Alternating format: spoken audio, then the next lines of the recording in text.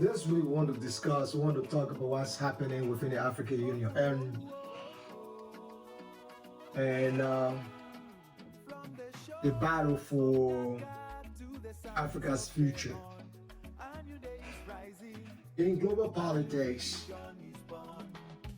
power is really declared, it is demonstrated. And this week, the African Union is quietly reminded, the African Union quietly reminded the world that Africa is no longer just a stage for global competition. The African Union is becoming an actor in its own right. From Beijing Bank Business Summit to European foreign health systems, from fragile ceasefire in the Democratic Republic of the Congo to political transition in South Sudan, the pattern is emerging. A pattern is emerging. The question is no longer whether Africa matters. The question is who shapes Africa's future and through what institutions. The AU as a geopolitical marketplace. Let's look at the AU as a geopolitical marketplace, right? This week, the AU hosted a major China-Africa business summit in Addis Ababa. A symbolic and strategic location. Because Addis Ababa, Ethiopia's capital, Addis Ababa, is not just a city when it comes to Africa politics, geopolitics. It is the diplomatic capital of Africa. Addis Ababa. And China understands this through a platform like the Forum on China-Africa Cooperation. Beijing has refined its strategy, engage Africa not country by country, but system by system. This is not accidental, this is structured. China is not just investing in roads and railways, it is embedding itself within the institutional framework of the African continent. And this week's summit reinforced that approach. The approach that private sector alignment, trade, expansion, long-term integration of Africa. So the geopolitical reality is this. China is treating the African Union as the gateway to a unified African market. Think about that for a little bit. But then Europe is not giving up. Europe is not giving up. Europe is competing regulation over infrastructure. But China is not alone in this thing, right? Engaging Africa at a continental level. The European Union is responding strategically, but differently. That is how the European Union is engaged in Africa. This week, and that's a very important thing. We have been talking about this institution, this Western power need to engage Africa at the continental level, and this is happening. This week, the AU and the EU launched over 100 million euro in health initiatives through the African Centers for Disease Control and Prevention. At first glance, this looks like development assistance. That is not development assistance. It is influence architecture, where China builds infrastructure, Europe builds system, health governance, regulatory frameworks, institutional capacity. And this distinction matters because whoever defines The system defines the rules. Let's look at the geopolitical contracts. China builds what Africa needs. Euro shapes what, let's say Euro shapes how Africa functions. And the EU sits at the center of both strategies. The EU sits at the center of both strategies. When I look at security and state fragility and the EU's trust test, but influence means little without stability. We talk about the Democratic Republic of the Congo, right? And this week, the African Union is deeply engaged in two critical theaters. In the Eastern Democratic Republic of the Congo, and also in South Sudan. Let's begin with this, with the Eastern Democratic Republic of the Congo. In the Eastern Democratic Republic of the Congo, there are signs of progress. Ceasefire monitoring by the AU, humanitarian access, and we also have prisoner releases. Then in South Sudan, the AU is actively assessing a delayed political transition. These are not isolated crises. They represent a broader structural issue. Africa's political fragmentation.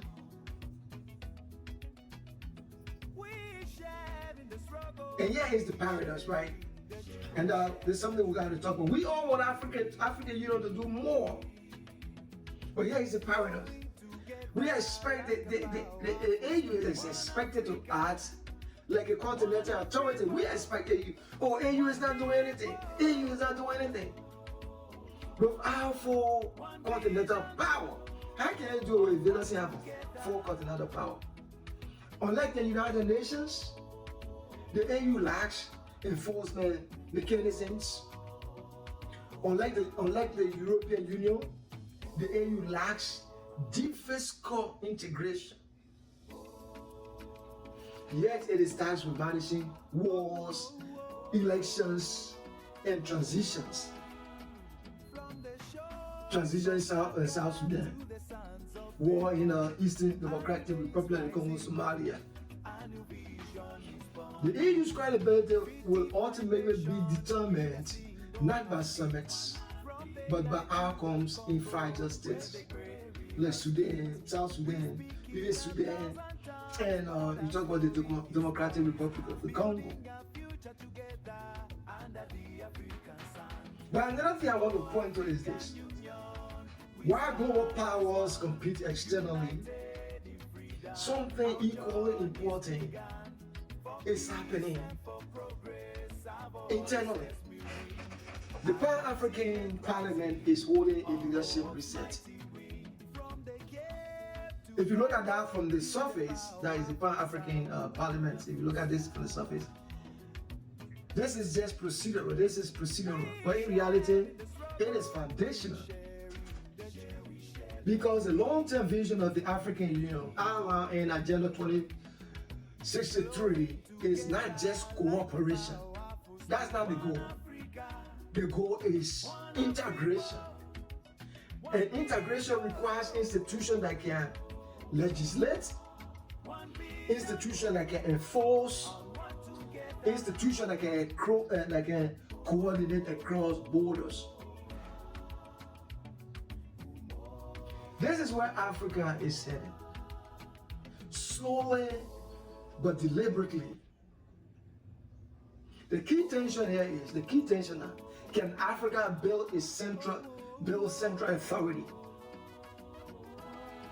while maintaining national sovereignty? We talked about that in our last video, that certain African countries got to give us some level of sovereignty. That is the defining political question for the continent. That is the defining political question for the continent. The bigger picture, let's look at the bigger picture. Africa's strategic crossroads. When you step back This week's developments are not isolated events.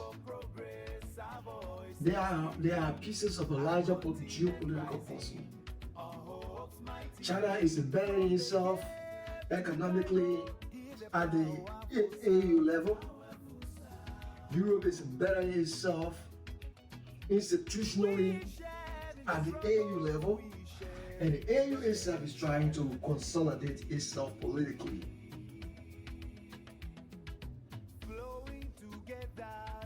And in the background, other actors like from the United States and the Gulf states are watching the EU and China. And, they are watching, they are investing in their position themselves. But here is the critical insight. Here is the critical insight. For decades, Africa was shaped by external power engaging fragmented states, and I talk about that, how Africa cannot move forward because every country want to be the friend of China or America and stuff. Now, we are seeing for the first time, right, those same powers are beginning to realize, and they are even being forced to engage a continental system, the African Union. That system is still incomplete. It's still evolving, it's constrained, but it exists. The system exists through the African Union. That's the only way we can move forward. And that is changing. The African Union is no longer just a diplomatic forum, right, folks? It is becoming a battleground for influence. It is becoming a battleground for influence. A testing ground for governance and potentially the foundation for a unified African future. But the outcome is not guaranteed. The outcome is not guaranteed because the real question is not whether the AU can attract global attention, because it has already attracted global attention, right? The real question now will be, can the AU convert that attention into power?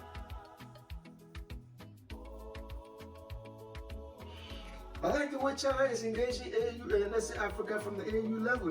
This is just the beginning, but I know many other countries will understand you can't engage Africa from this fragmented position. You better off engaging Africa from a continental level.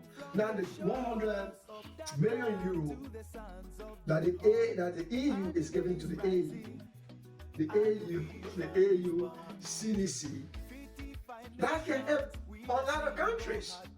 Why I'm against the fact that Africa should depend on external donors or partners, but those donors and partners beginning to come through the African Union to do things. It's a step in the right direction because they are now understanding that the African Union is now stepping up to say, look, you have to engage us from this level. By engaging us from this level, you are engaging the whole of Africa. Because the whole of Africa benefits when we can coordinate this assistance, from the continental level. These institutions that we have, these institutions can better serve the African people than these fragmented state-run systems that you guys have been dealing with. Folks, if you want to get a deeper analysis on Africa's geopolitical transformation, institutional power, and global competition, subscribe to When the Dust Settles. Because in geopolitics,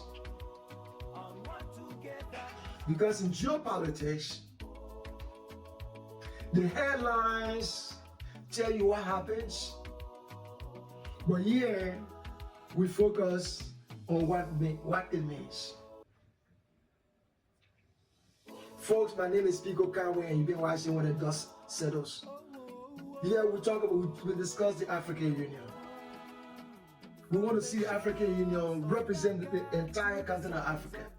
We want to see the African Union be financially independent. We want to see the African Union not depending on external donors like the AU, like China, Japan, the United States, Europe. We want to see the African Union depends on the resources of African countries. In our last video, we suggested that if Africa is to move forward, at least African countries need to give up some sovereignty. Maybe they can sacrifice, say, okay, every country give 5 or 6 or 7% of the annual budget to the African Union. Not out of their own volition, but it should be a system where that money goes directly to the African Union.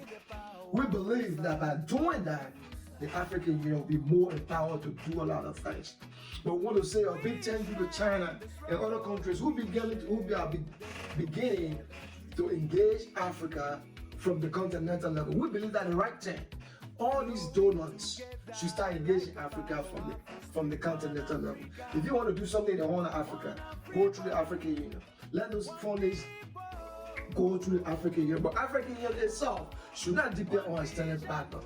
These 55 countries to put the resources together, give more money to the African Union so that African Union can work for the African people.